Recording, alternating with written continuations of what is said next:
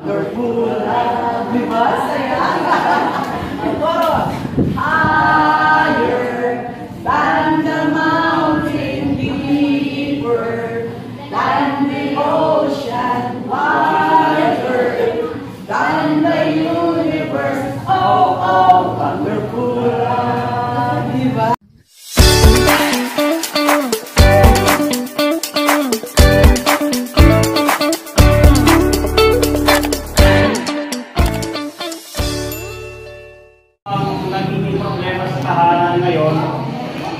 Hindi na nagpapansinan. May kanya-kanyang pesto. Nakaganon. May isa na dito. May isa na sa kwarto. Kaya itong programa ng 40 sa swak para po sa mga members. Actually na dapat hindi lang po sa 40s. Dapat lahat talaga. Napakahalaga po itong pag-aaralan natin ngayon. Ang ating pong pag-aaralan ay one-on-one time kasama ang mga anak. Ang layunin po natin dito, maramdaman po ng ating mga anak na sila ay mahalaga. Yun po yung layunin dito. Kinakailangan magkaroon ho tayo ng pundasyon. Na ang pundasyon nga ho na ito ay yung magkaroon po tayo ng one-on-one. Hindi po wag sabay-sabay. Papaliwanag ko dito mamaya, one-on-one. Kakausapin mo ito, lalo na pagka-teenager, bigyan niyo siya ng one-on-one na oras. Kung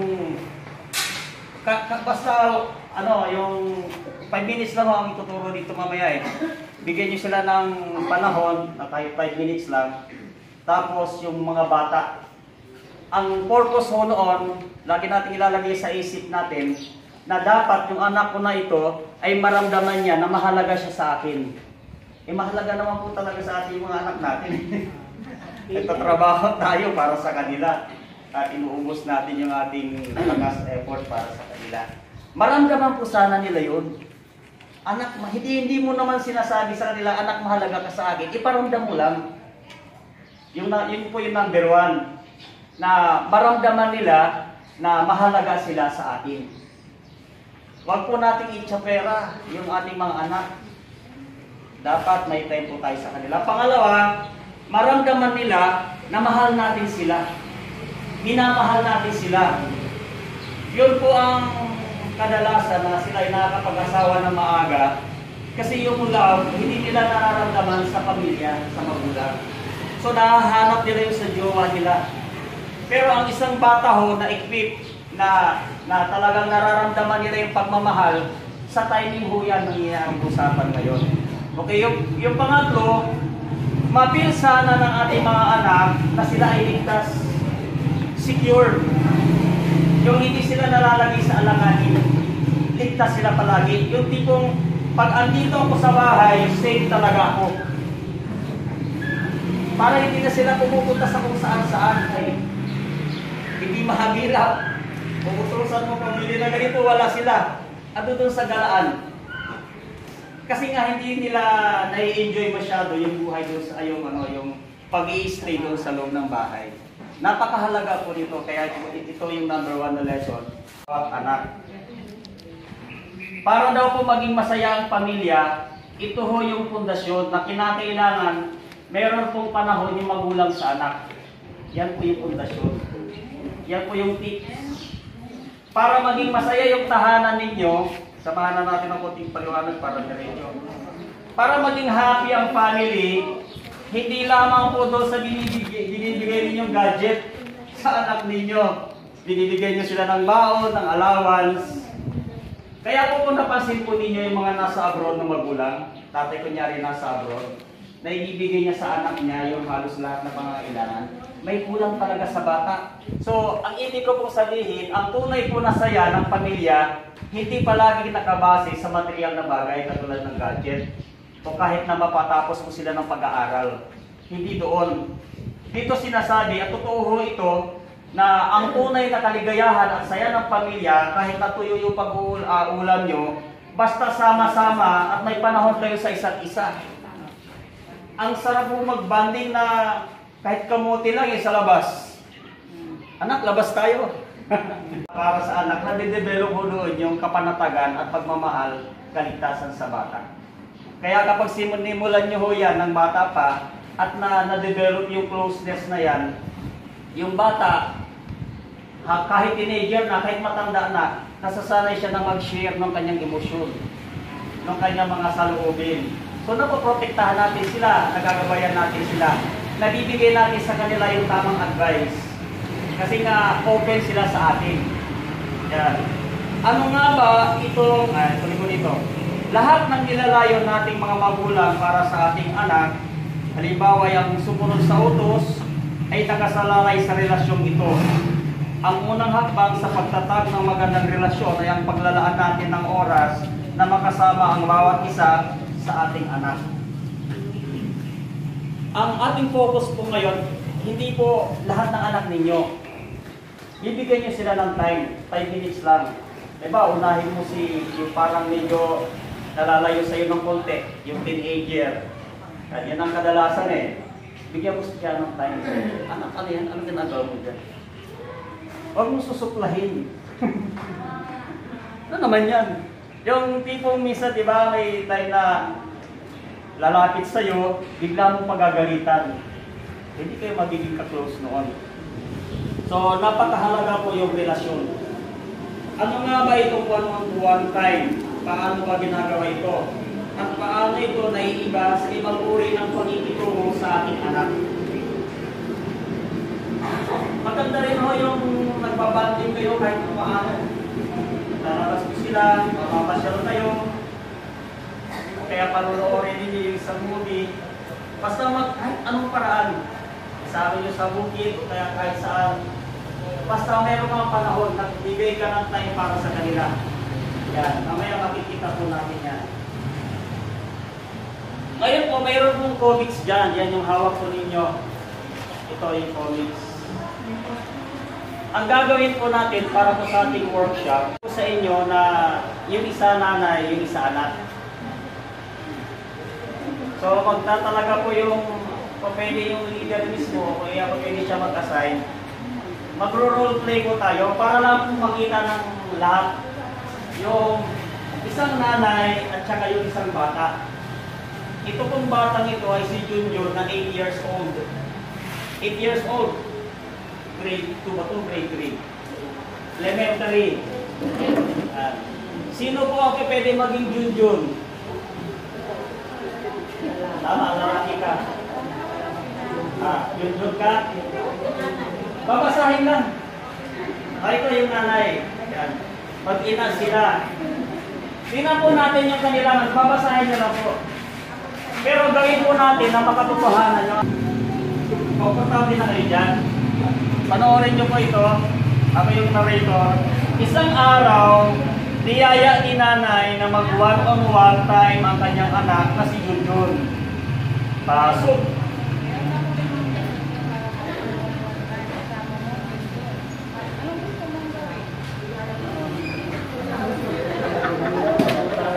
Take 2.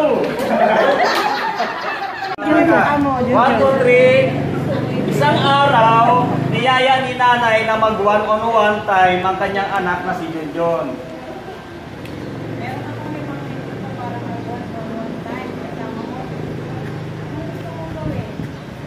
Magluto po tayo ng adobo na. Yeah. Okay, next. Pagkalaki na po si Junjun. Ito yung manok na ilalagay natin.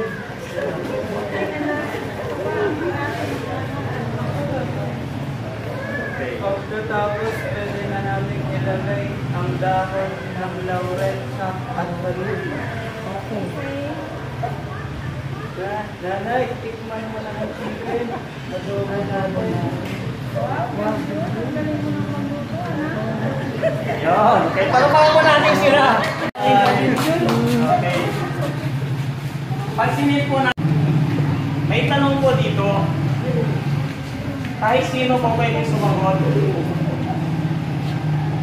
Madali lang naman po ang tanong. Hindi naman mark. Ito po yung tanong. Yan. Ano ang mga sinabi at ginawa ni nanay sa simula ng inaya niya si Junjun na mag-one time?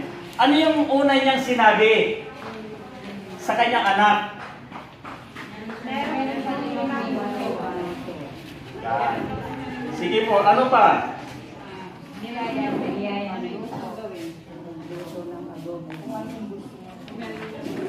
Okay. Meron pa po bang ibang sagot? Sige po. Tinanong niya yung anak niya kung anong gustong gawin. Oo, yan, okay. Tama, tama po. Meron pa po ba?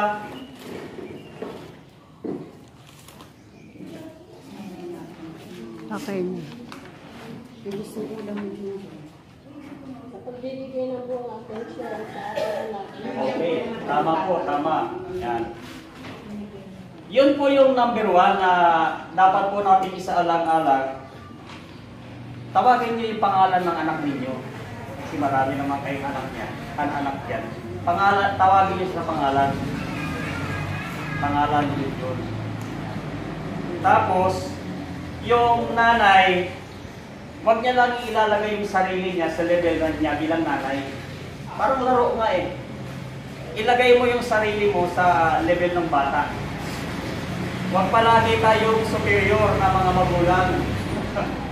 Yung parang palagi parang tayong pulis sa mga anak natin. Ang ano ng one-on-one time sa mga anak, yung laro lang, yung magkapanatagan. Kasi kung may agwat lagi sa magulang at saka sa anak, maiilang sila.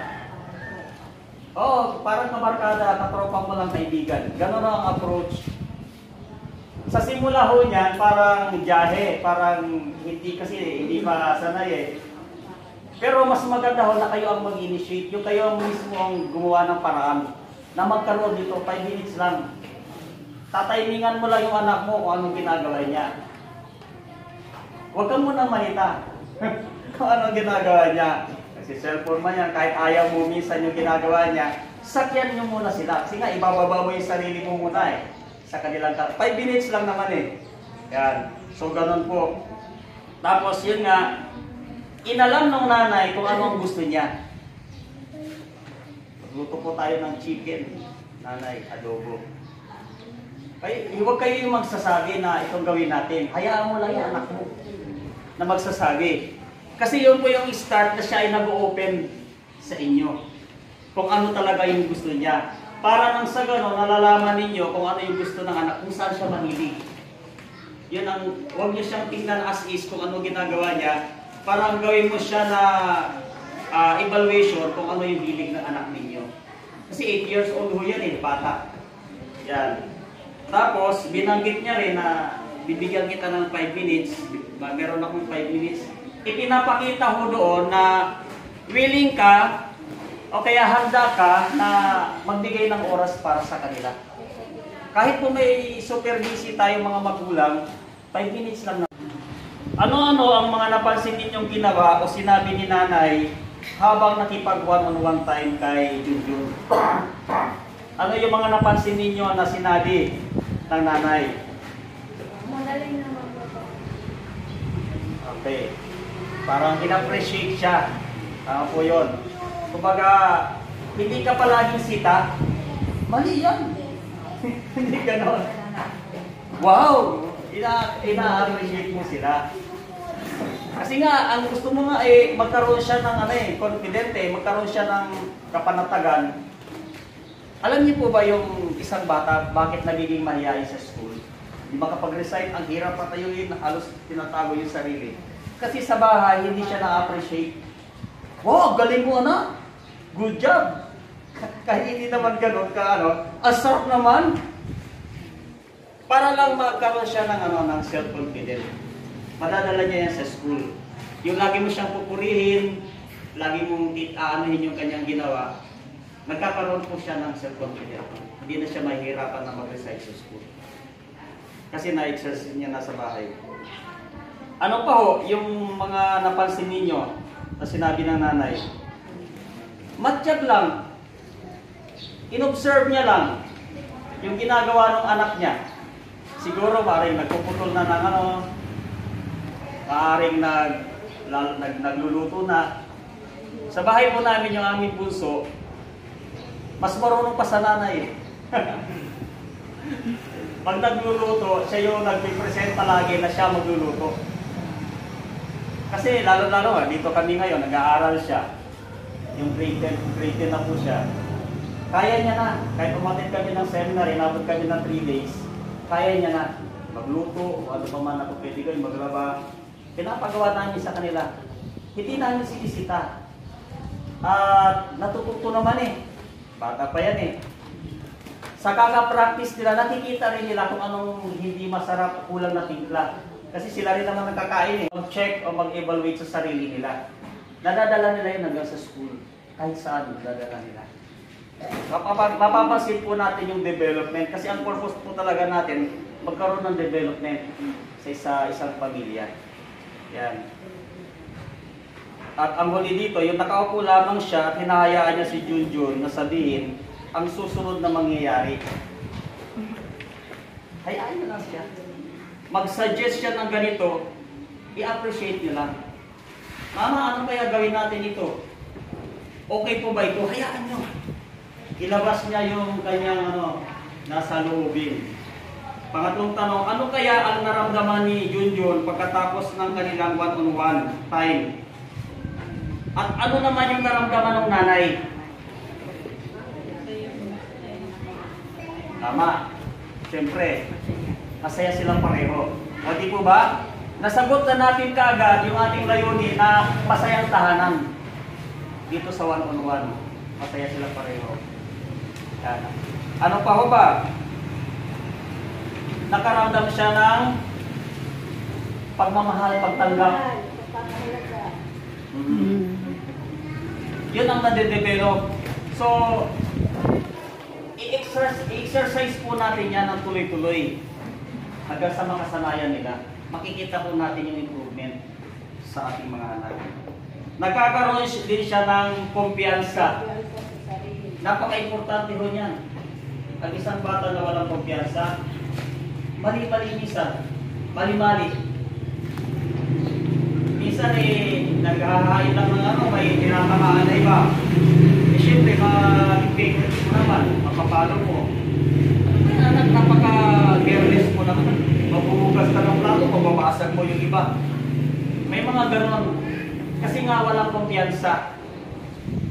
Halimbawa, pag pinag-introduce mo siya, ano naman yung naramdaman ng nanay? Ano pong naramdaman po ninyo?